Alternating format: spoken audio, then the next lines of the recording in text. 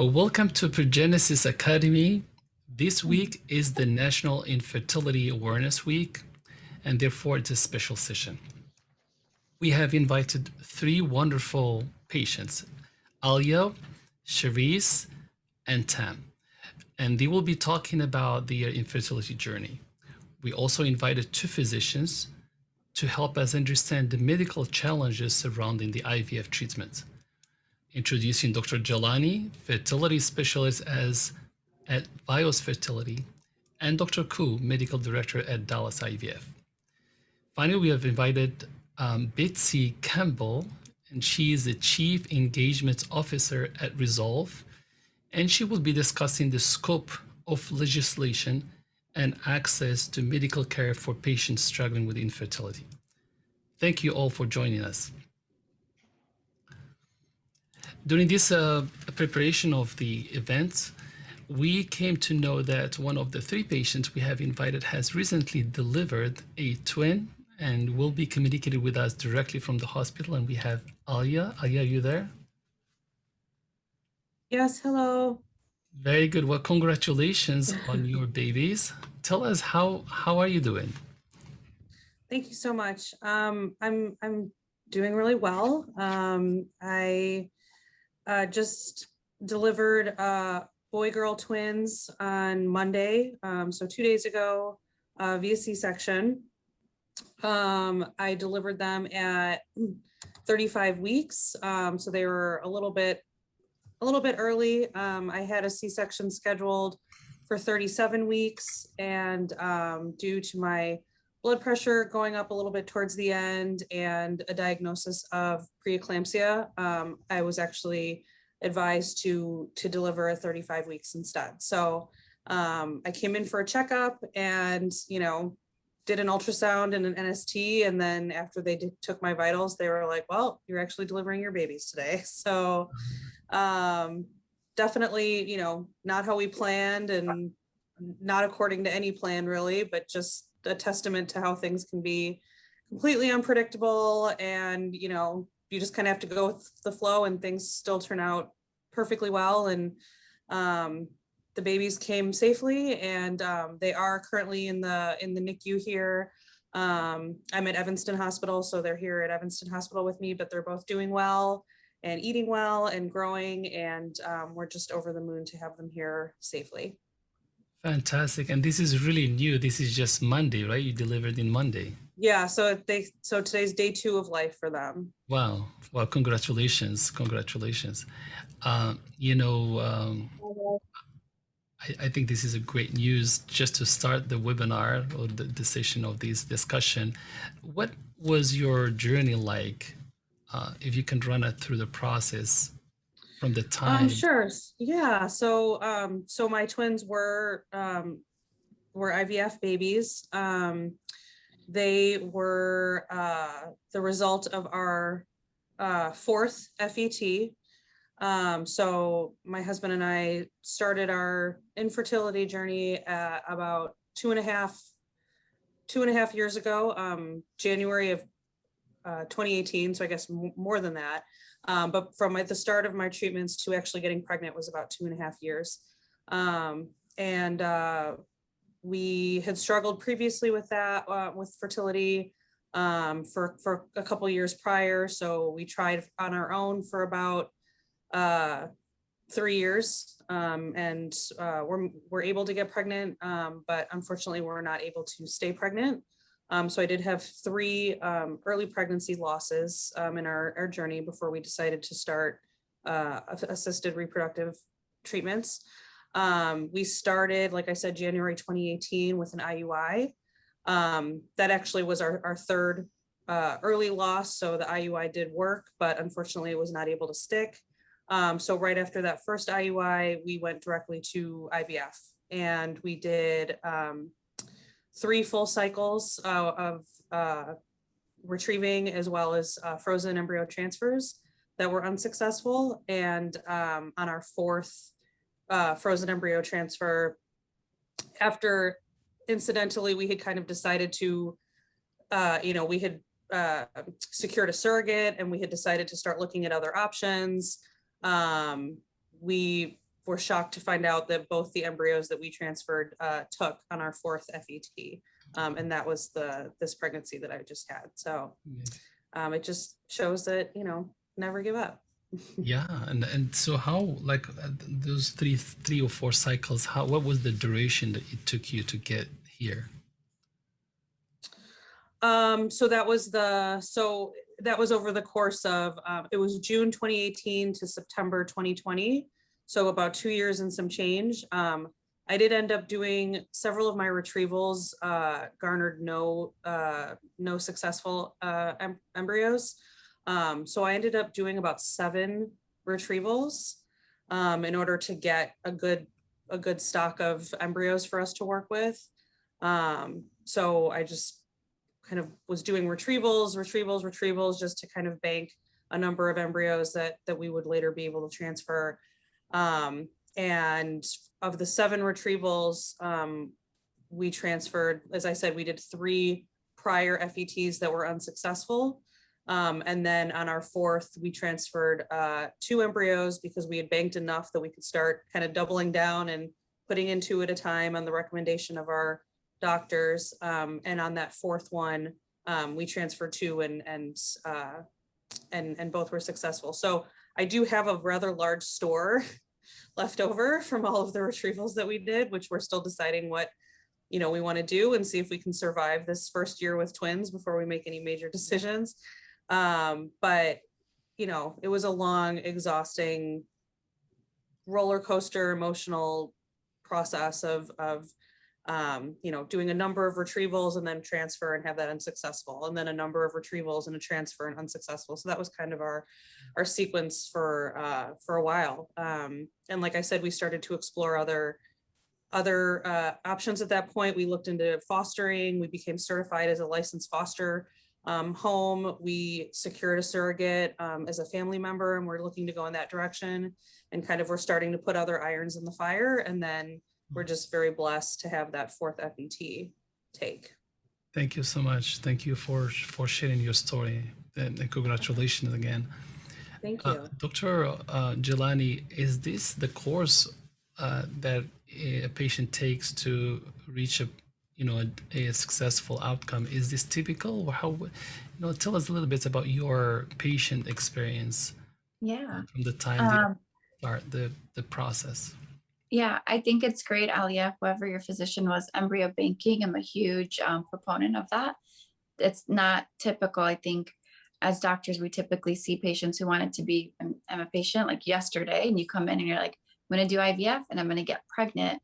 So I think hindsight's 2020. So I'm currently in STEM now. And if there's one thing I would tell my younger self, kind of having been on this journey, having kids, but through IVF, is preserve your fertility. Like, time, unfortunately, does not wait for anybody. So what Alia did, retrieval, bank, transfer, kind of sets the expectations of what does it truly take for one embryo to then become a baby. And we all know from here, and Dr. Ku can speak to this too, typically you need 3 tested normals to yield 1 live birth. And even then it's not 100%. Yeah, exactly. Dr. Ku, what is your experience like? First, I want to say, Alia, so impressive. I mean, you just had a cesarean section 2 days ago. You have the baby bed still on your wrist, and you're in the hospital room. Thank you so much. So impressive. Such dedication. Thank you. And that's what we see from our patients too. They are motivated. They are dedicated, and it's just so impressive. So thank you so much, Alia. And so my journey is equally as just sort of this sort of long journey. So my wife and I, we started trying when I was a first year fellow, actually. And so my wife's an OBGYN too. So she and I were in the same OBGYN class, and that's how we met. And, it was a bit scandalous dating another classmate. So, but luckily it turned out and it worked out. So, we made it to fellowship, and so I started fellowship, started trying. And it just didn't work out. We tried IUI, and this is a story you hear from all patients, same sort of basis. They try conservative methods, and then they have to unfortunately make the decision, can we, or do we want to move forward with something more aggressive like IVF? So we started the journey on IVF. Our first IVF I was a fellow, I had no money, I had nothing, I was scrounged up on everything for this first go, and it was a negative. It was absolutely heartbreaking. My wife took it hard, and it was kind of devastating. And then our second round, scrounging up medicines and money, and it was positive, but then we had a loss, so that was hard too. Then our third one was negative as well. So after that, we were like, what's going on? Like, is it meant to be? Are we even like compatible? What's going on here, right? So we had all these thoughts. Every patient tells me they have similar sort of thoughts. And I tell them, yeah, I hear you. It's normal to think this way. And it's okay to be frustrated. It's okay to be scared. It's okay to be depressed about it. It's okay to be angry. And so we had a long heart to heart. And then I graduated fellowship and then came here to Dallas IVF and started practice. And we did our fourth IVF here and got pregnant with our son. And there's a little picture of him in the background when he was 9 months old, him in the little hat. And then we did an IVF, another retrieval when he was 9 months old. We went and did IVF again and had our daughter. So we never had anything to freeze. Everything was always fresh transfer because our embryos qualities, they weren't very good. So we were worried, but we have our two. We're at peace. But I tell patients, this is a journey. We will take this journey together, hand in hand. I'll sit with you on this roller coaster of emotions, and we will make it to the end together. So, but yeah, that's our story. But my story also is like, well, I tell my kids, you're gonna have to study really hard to get to college, because you're gonna have to get scholarships, because Daddy already spent all of your college tuition getting you here. So you better study hard if you want to go to college. Oh, exactly. Charisse, can you tell us a little bit about your experience? Oh, yeah, sure. So my wife and I are a same-sex couple, and we're also a military family, so we move a lot. We decided that we wanted to have a baby, and we had a friend who was willing to be a known donor. And we learned pretty early on that for someone using sperm as a same-sex couple with a known donor, your options are more limited. So you're not allowed to do fresh sperm. It has to be frozen. Unlike people who use egg donors can use fresh eggs. So at the time when we wanted to get pregnant, this was 5.5 years ago, the laws that were in place were you were required to do a six-month quarantine of your sperm before you could use it. So already we were trying to have a baby, and then we got told we had to wait 6 months and that we should consider an anonymous donor. So that was kind of a kick in the gut a little bit after you had already sort of picked someone that you wanted genetic material from. And then, well, if you don't want to wait. So we waited and realized, it would have been a lot easier if I just went into the doctor's office and said, oh, me and my boyfriend want to get pregnant, because then nobody would have made us freeze it and store it for 6 months. So there's that issue. So on top of already not having sperm and then having to deal with some of those laws around known donor sperm, we started to learn pretty early on that we had some extra hurdles. So then I was diagnosed with Polycystic Ovarian syndrome. So my doctor decided that it would be a good idea if we did some medications with IUI, and we put in the frozen sperm, and it worked. And so we had a baby. I was 34 at the time. We had a baby, and he was term and healthy, and it was fantastic, super easy. So we're like, oh, great. We just have to deal with the sperm issue.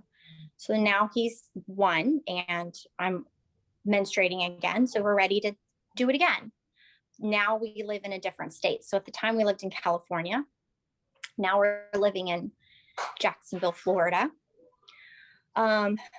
which is just a little bit different of a culture compared to Southern California in itself. And so you sort of feel that when you walk into your fertility clinic.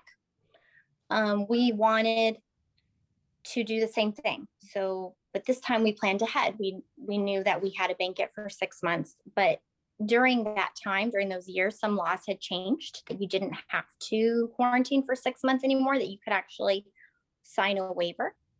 My fertility clinic wasn't comfortable with that, unfortunately. They said that they would be comfortable with us signing the waiver, but we still could only do frozen sperm. They wouldn't allow us to do fresh. And our donor, his sperm didn't love being frozen. Like when you would freeze it, the numbers would drop. So, and we wanted to get pregnant at home this time. We didn't want to necessarily do it in the office.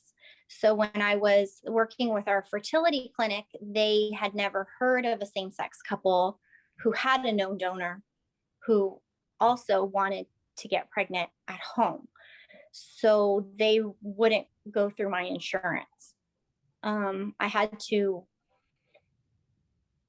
explain to them over a course of several months that I had an ovulation issue because I had polycystic ovarian syndrome and I still needed help from a fertility doctor, but we wanted the opportunity to try at home just like a heterosexual couple would. And they kept saying over and over again,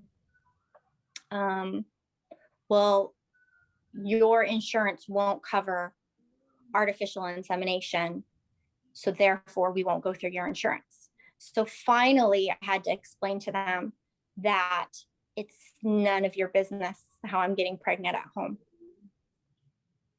Want to get pregnant at home. I need you to give me medication and testing so that I can ovulate. And I had to be a little bit more obscene about like the various different ways that maybe a couple could get pregnant from people that they know, and they sort of clicked, like a light bulb turned on, like, oh, you're right. Like your issue is not that you don't have sperm, but your issue is you don't ovulate. So then they agreed to start going through our insurance.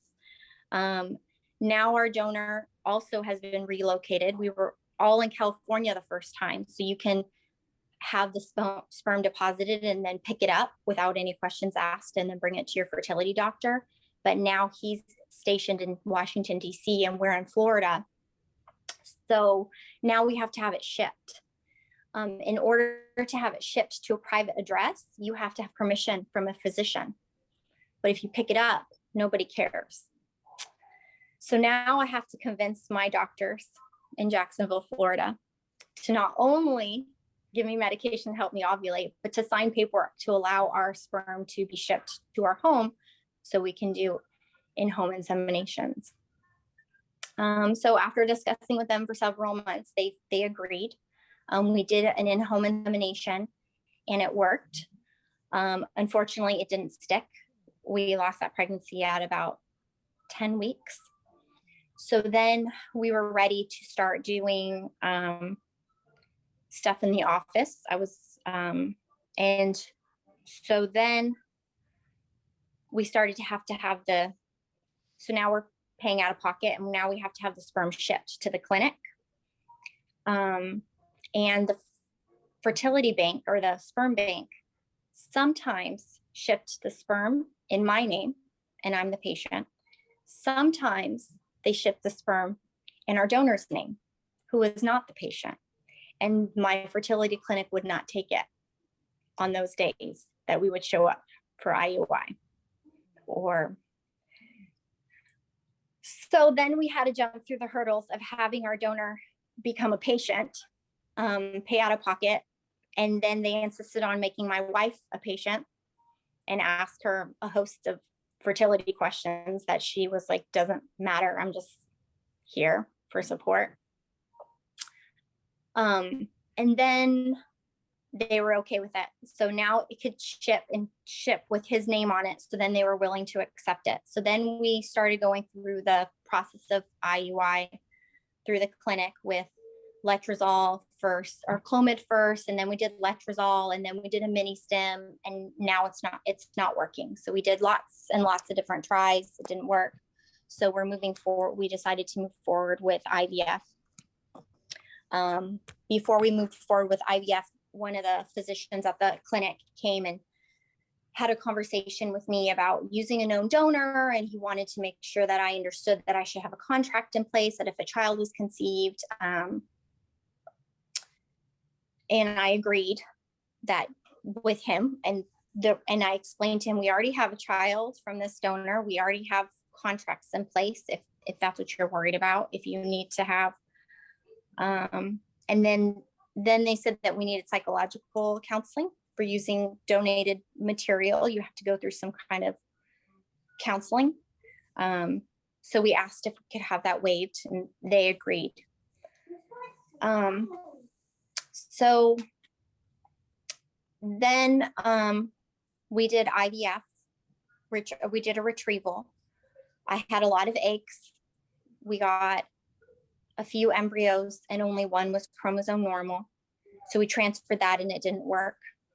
So then we tried a second time, same story, a lot of eggs, a few embryos, only one was chromosome normal. But subjectively, the ratings were not great. They were chromosome normal, but the subjective ratings were sort of low, like BCs and 3 BBs. They transferred the second one, and it didn't take.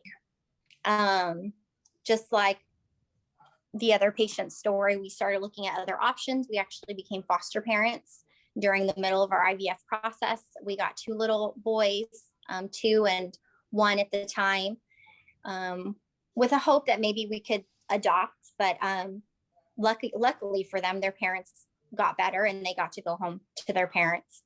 And then we started looking into embryo donations. A lot of the websites are faith-based and don't work with same-sex couples. But we were lucky enough to find a couple that were person to person, where individuals pick you and decide if they would like to give you their embryos. Specifically, one of them was on Facebook, geared towards LGBT couples. We were selected a couple of times, and there's sort of a courting process when you're working with a family that's willing to give you some embryos. Where depending on the demands of the family, one family wanted us to go through 4 sessions of counseling together, and then background checks and extensive interactions, but they decided they wanted a very open relationship where we spent holidays together, and that any children conceived would call them some version of mom and dad, and us another version of mom. And that was just a little bit too open for us. So that one wasn't a good fit. And then we met another couple where one of the individuals was actually a trans female. So there was no donor sperm in that situation, and they had embryos, and we did a courting process with them, but they wanted someone that had very firm beliefs in abortion if anything came back wrong with the infant, with the fetus, if fetus had anything in the ultrasounds. And we didn't have strong beliefs towards that, so that wasn't a good fit. So we had a lot of heartbreak around that, because you get really excited when you get picked. You feel really special, and then when it doesn't work out, you feel a loss similar to the miscarriage. And now we have found a company that works with same-sex couples that has anonymous embryos, and we're back in California. So it's been 3 years. We're back in California, and I'm working with a clinic here who does donated embryo transfers, and that is the next step in our journey. So. Thank you so much. Thank you for sharing your story. I was going to suggest a few places that do embryo transfer, but fortunately you have now one. Dr. Ku and Dr. Jalani, what is your experience like when it comes to a situation like this? Yeah, I gotta say, so sorry, Charis, that this journey has been so long and rough, and there have been hurdles. It seems like that, the legal hurdles have been especially difficult. And I'm not familiar with the legal hurdles outside of Texas where I'm at, so I do know the hurdles in Texas. Maybe Betsy can also help talk to this about that. But yeah, I'm so sorry that you had these hurdles thrown in front of you, and that these are unnecessary or things that it's just not fair that the other couples don't have to jump over those hurdles. So it sounds like you found a good place. Super happy that you are hopefully in the right place and it's going to be working out this time. So I wish you the best. I wish you the best. Yeah, we're excited. We're hopeful. Yeah, absolutely. Thank you so much. Dr. Jelani? Yeah, Sharice, I'm truly very sorry to hear about your experience and journey. I also have PCOS, so I get having a lot of eggs, but really I call them my crappy eggs that you can't really do much with. And then when you finally find the right one and then you fail again, makes it very difficult with PCOS. So much of my work and kind of just understanding is the pathophysiology. So I always counsel my patients. It's a little bit of embryo, a little bit of receptivity, and a lot too. And it makes no sense. So that's completely okay. The perks of having, I have a son through lots of infertility, and then daughter very spontaneously in the middle and still trying for baby number 3. So I completely get that, and I'm sorry. So we do a lot of same-sex female couples, and I always counsel them because it's how the verbiage is written by state law. It's soft yet strong. So there's a lot of like read it between the lines. So when I first meet my couples, I try to explain to them like, this is strongly recommended, this we have to do. So kind of give them a tier order of expectations. Because I think no matter how we feel, I think as patients, expectations are huge and important. And right, like it creates a lot of frustrations in our journey if those expectations aren't set right from the beginning. Thank you so much. Betsy, you guys have at Resolve, you have experience advocating for legislations and changes. What is your view on the access to care for patients undergoing fertility issues within the LGBTQ community? Right. Well, as we've just heard from Sharice, I mean, it does vary a lot by state. So only 19 states have some sort of infertility insurance law, and some, frankly, aren't very good. Some of them were passed decades ago, and so they have heteronormative definitions of infertility that are not inclusive. We at Resolve have developed model legislation that is inclusive. We use a definition of infertility that is inclusive of the LGBT community and single parents. And it also includes language that restrictions can't be made just because someone needs a third party reproduction. So we are trying our best to make sure that these inclusive laws are passed. Most recently, we had success in Colorado in 2020. And since you're in California, you may or may not know, I mean, that infertility insurance law is not very good. It's and I don't know, you may be covered by federal law in the military. I'm not sure what your exact situation is, but in California, they have a mandate to offer, which basically means that insurer must provide coverage to an employer who requests it, and they can provide it at any cost, but then it's still up to the employer whether to actually provide it to their employees. So it still leaves a lot of people out. So we're currently working to change California's mandate to offer to a mandate to cover, which would require insurers to cover the standard of care for infertility. We've also updated the definition of infertility to be inclusive. So we're hopeful that that law will change in 2022. But again, I'm so sorry for all the obstacles you've faced. And we know too that often it's not the infertility diagnosis itself that is the obstacle. It's often the cost, and in your case, perhaps just obstacle after obstacle that that they placed in front of you.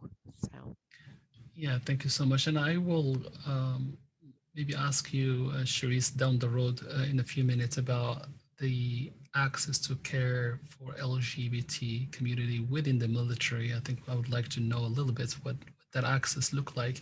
But before doing that, let's talk to Tam. Tam, how are you doing? Great. How are you doing? Very good, very good. Thank you. Tell us a little bit about your experience. My fertility journey started well before I really even knew. I started treatment about 2016. I was about approaching 40, it might have been 39, 40 at the time.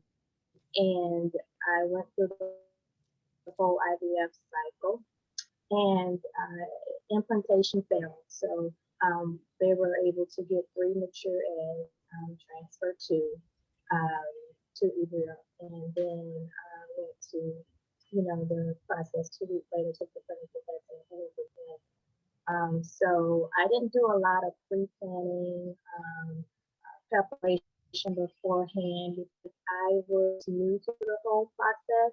I had suffered, or I still do, endometriosis. I was diagnosed in my 20s, so right around 98, 99, when I had my first surgery. Then I had another surgery, and then I had my most recent surgery in 2015. And that process was getting me ready to go through an IVF cycle. And it was actually a mini stem, so I didn't do the full traditional cycle. We can barely hear you. If you could raise a little bit the... Are you guys able to hear Tammy? It's difficult to speak hear. up. Perfect. Okay, I'll speak up. Can you hear me better? It's better now, yeah. Hear me better? So like I was saying, I did the mini stem, didn't do the traditional IVF cycle. Knowing what I know now, I probably would have selected that process. And in the midst of the process, I added because maybe day 2, day 3, or maybe even day 5, they noticed that the eggs were short size that they normally see. So, like I said, I didn't know anything about IVF. I didn't do my studying beforehand. So I was just trusting in the clinic that I was with that a lot of these things would pretty much come to me, or they would educate me on it. But I learned later that I needed to do a lot of educating myself. But I was asked to stop. So of course I said no, because I had been waiting for this for some time. So that I was in the cycle, I didn't know all my options, whether or not it was a good decision to stop, start over, or continue. So I continued through an ISIS process, and like I said, it didn't stick. So I have since haven't started another cycle since, so I failed my first. I'm 45 at this time, so I have a lot of challenges against me. Everybody about age and fertility.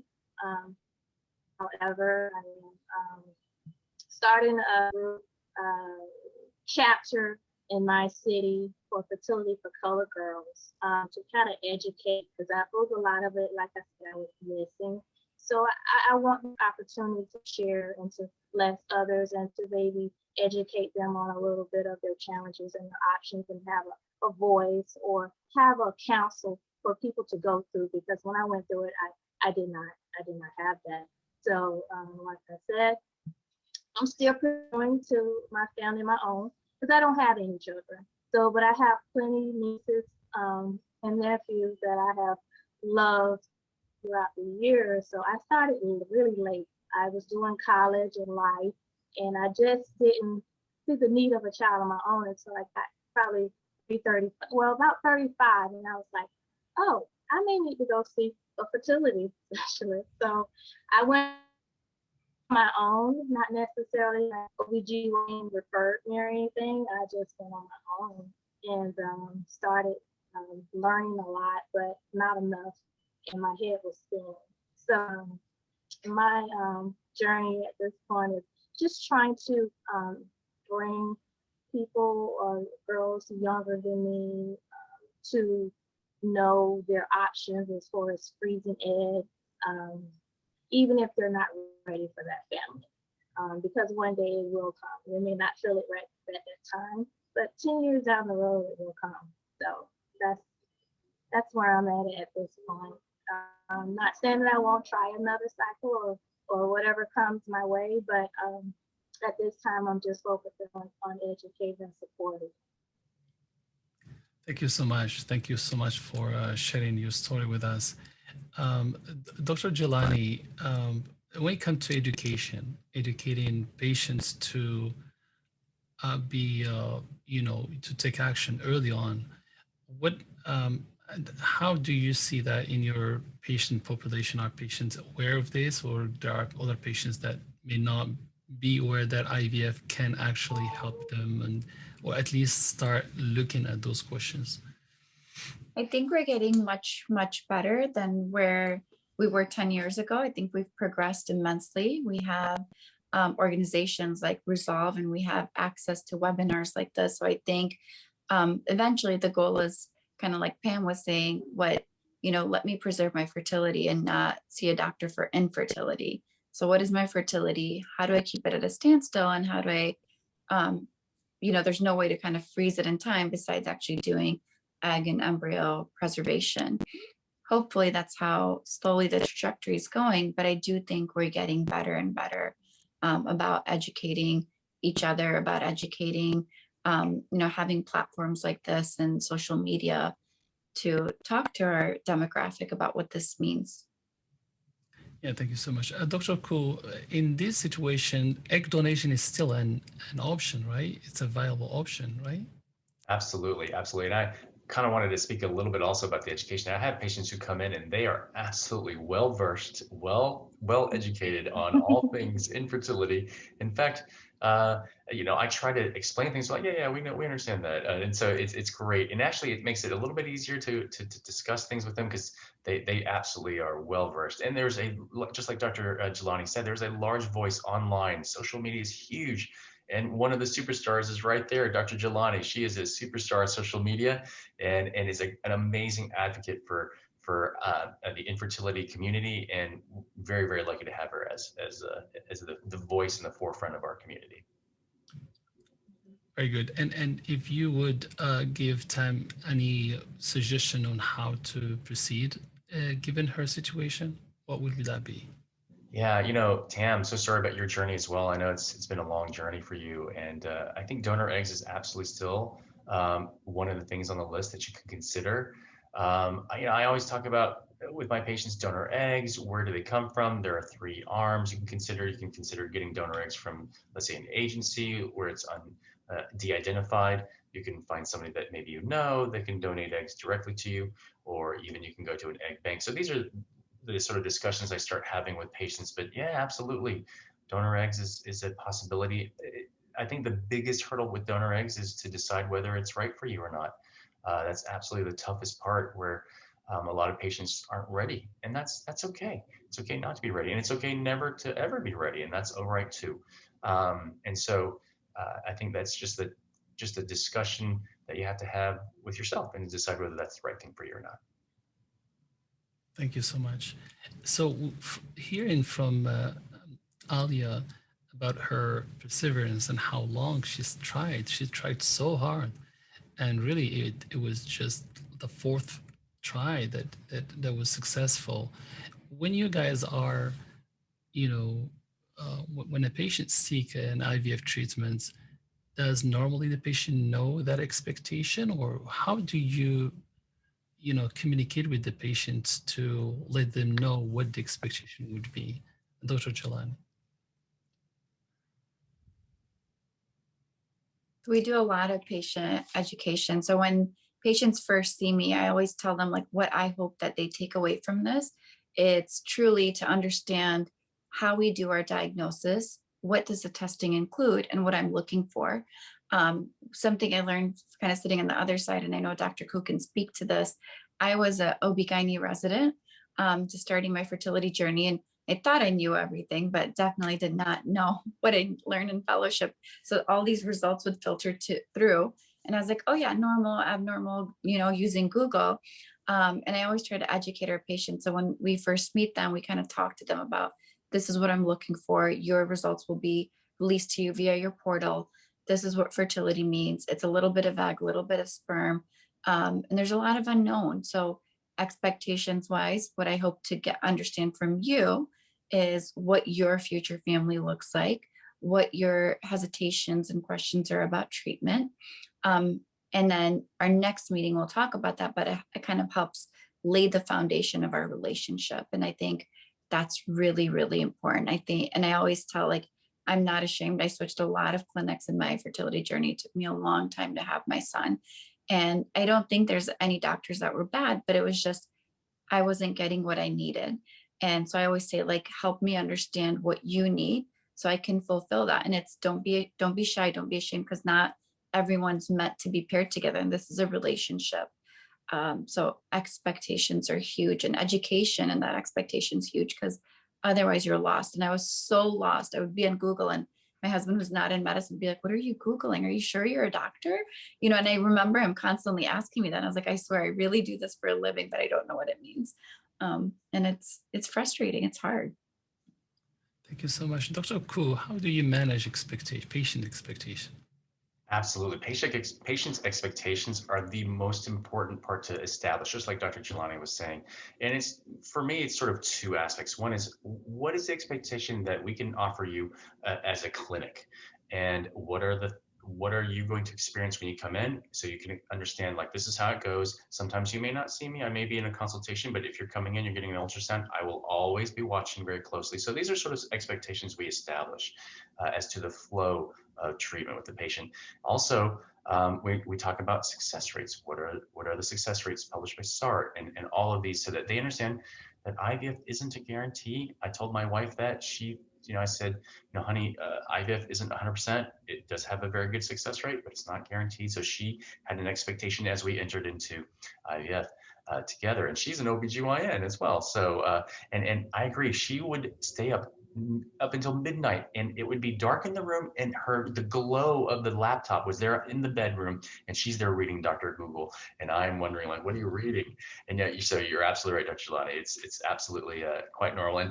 And I always say, Dr. Google isn't all bad. There are some good things on Google. You just have to know where to find them, and of course, there are also some things you got to filter out as well. So yeah, expectations are very important. One of the things I also tell the patients when I go in for retrieval, I see them in the pre-op room, and I ask them, all right, so, how many eggs did they anticipate that you might be getting? So I want to know what they were told. So then I say, okay, yeah, you know what? I looked at your flow sheet today. You're exactly right. You're going to get around 10, 11, 12 eggs. And we kind of talk about that, because it is heartbreaking sometimes if you walk out of the OR and you're not getting the anticipated number of eggs, and that is always heartbreaking. So expectations are absolutely vital to establish. Thank you so much. Alia, you are really a strong woman, being able to, sustain all these attempts to get pregnant, and it takes a while and a lot of work and perseverance. What was your expectation when you started the process, and how did you manage to go through all this round of IVF? Yeah, I was starting to kind of organically think about that as the doctors were talking about expectations. And I also, and I think this goes maybe for everyone listening or who's been on this journey, is that you end in a very completely different place than you began, emotionally, physically, financially, whatever that ending looks like and whatever path, your journey decides to go down. It's so different from when you start. And I feel like it's one of those things that, like, you can talk to people about it, you can talk to your doctors about it, but you just don't fully get it until you experience it yourself, right? And that's why there's such a close band of people, and that's why these communities are so important for the people who are on this journey, is because they're really the only ones who get it. I feel like I was pretty naive when I started. There's no history of infertility in my family. Actually, during my journey, and this was probably the lowest point, and my mom's actually listening in, so she can attest to this, but after we had just found out our first FET failed, both my sister and my brother's wife got pregnant at the same time without trying, kind of by accident, naturally. So it wasn't something I expected for myself, because everyone around me, of course, both family and friends, which is what it always seems like, right? No one else has this issue, and it's just so much easier for everyone else.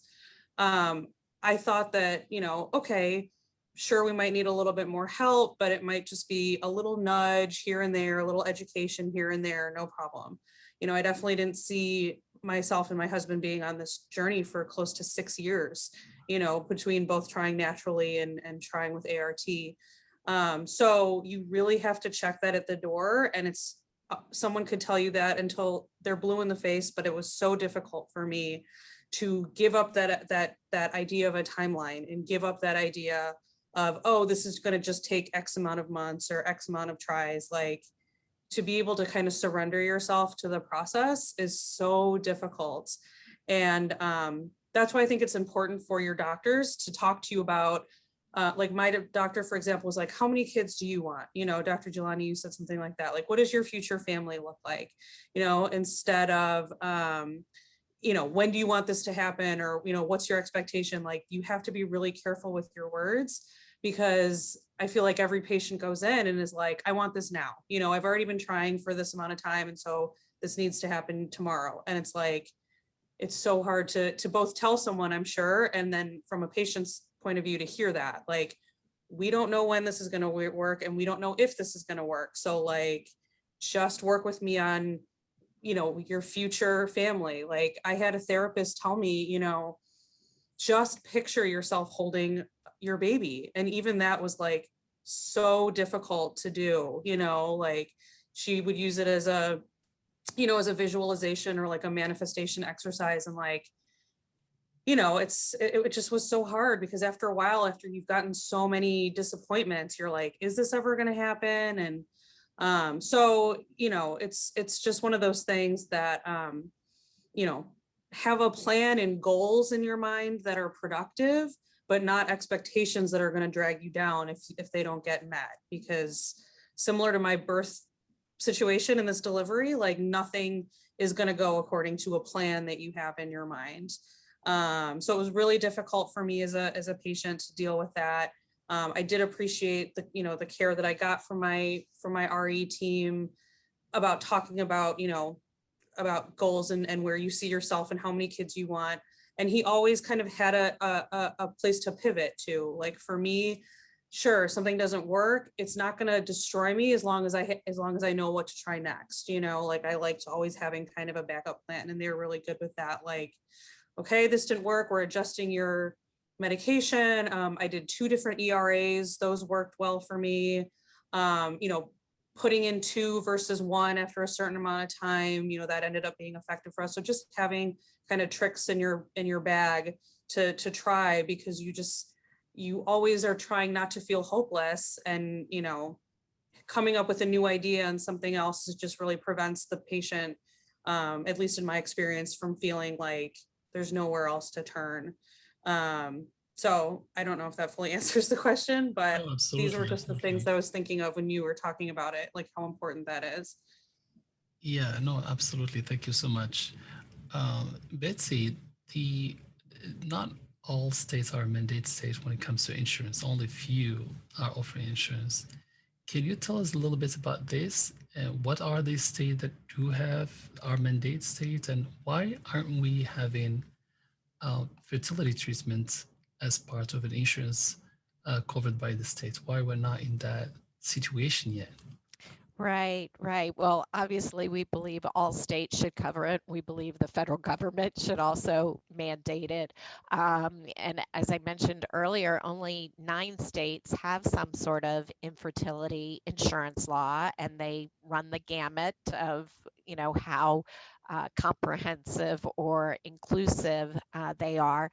But we have been starting to see some good momentum in recent years. So we've been able to pass 4 new infertility insurance laws since 2018. We've also passed 11 fertility preservation laws for cancer patients and others at risk of medically induced infertility.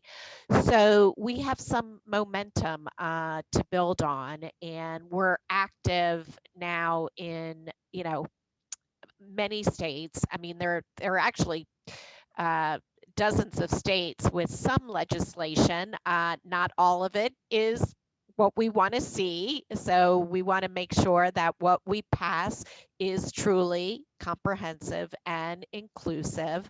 And we basically try to equip patients with the resources and tools they need to advocate in their states or with their employers. Frankly, most people work for self-insured employers that are not governed by state law.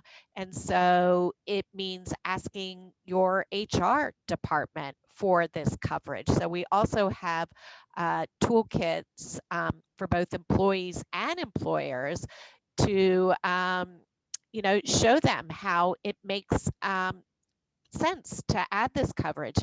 Resolve just this week released the results of a survey we did with Mercer looking at employer provided benefits, and 97% of virtually all employers that provide infertility coverage, including IVF, said it did not impact their costs significantly. So we just need, again, to educate employers and our lawmakers, and we need to equip our patients and our professionals to advocate for this coverage. And if you can tell us, what is your day-to-day activity when it comes to talking to legislators and lawmakers? How do you run through that process? Well, I must say the most important conversation is the patient sharing their story, or the professional sharing the stories of their many patients that are struggling with costs. So Resolve, as the national patient advocacy organization, we like to work behind the scenes and really equip local patients and professionals to share their stories. It's just, these stories are the most powerful tool we have in educating lawmakers, in educating our employers. So we like to stay behind the scenes. We'll provide you with talking points, we'll provide you with fact sheets, but it's your story truly that is the most powerful. And I must say, I love my job because almost daily I see the transformation of a patient who has been on this journey for so long, and then they find the courage to share their story, to advocate, and they get back some of that control that infertility takes away from us, and they leave feeling very empowered. So, Thank you so much. sure. Charisse, for being in the military, did you feel you had the same access to fertility care as any other heterosexual couple? Um, yes and no. Because you kind of have to remember that gay marriage wasn't even recognized in the military until 2015. So we're what, 6 years ago? So, and then in 2000, until 2011, it was illegal to be gay in the military. So you're now dealing with a set of physicians that are working as officers in the military who are now faced with a population of people they've been working with for always, but are now allowed to be out about it. So they have to change some of their, I guess, the way they problem solve or the way they go about situations, because there's biases in medicine, like there always have been.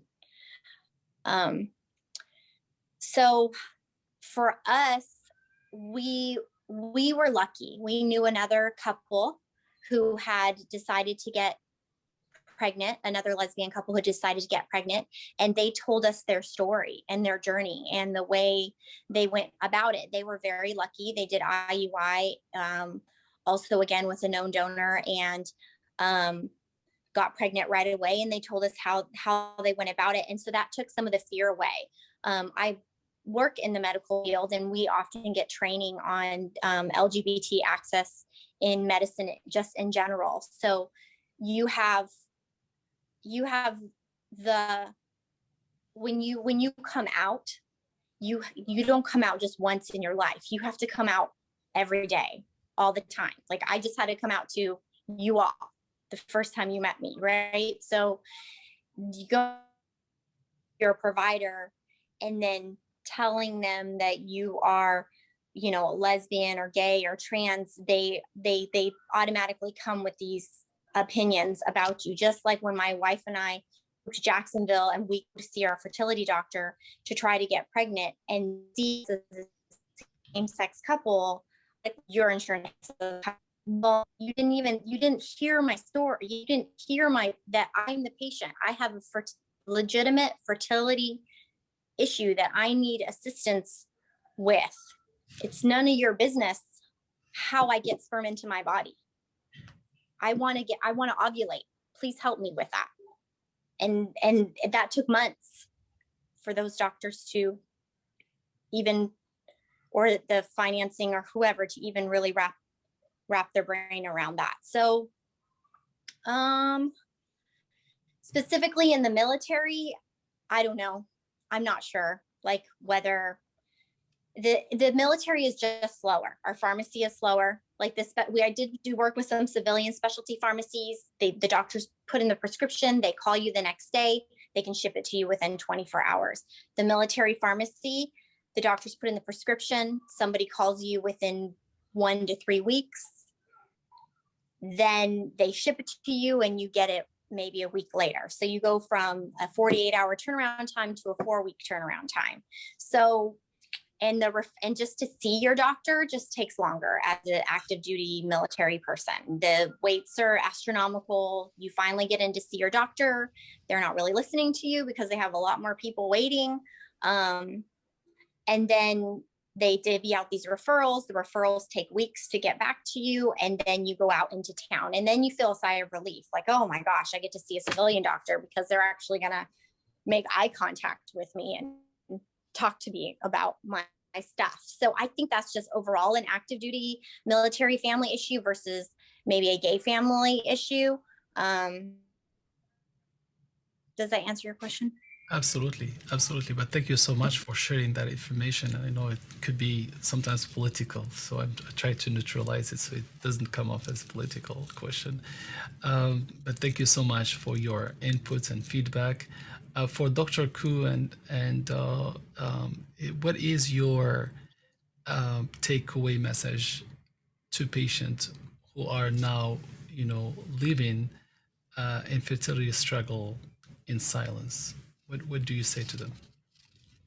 My wife and I struggled in silence as well. We were a very private couple, and which is very strange because I know tell everybody about our experience. So we're not private anymore, but during the time period, we were very private. We didn't tell anybody. We felt very alone. We felt like we were the only ones in the entire world ever to have suffered like this, which clearly was not the case. But so I tell my patients, you're not alone. We're here with you. There's a whole community out there in the world that are ready and willing to talk to you, to listen to you, to give you a hug. Even if it's an air hug or digital hug, they're there for you. And so you don't need to suffer alone or in silence. So that's, I think, what I'd like to tell patients who are fearful about divulging their fertility journey, that, you know what, we're here to help you. Thank you so much. Dr. Jeelani? And to piggyback off of that with Dr. Ku, I was very similar.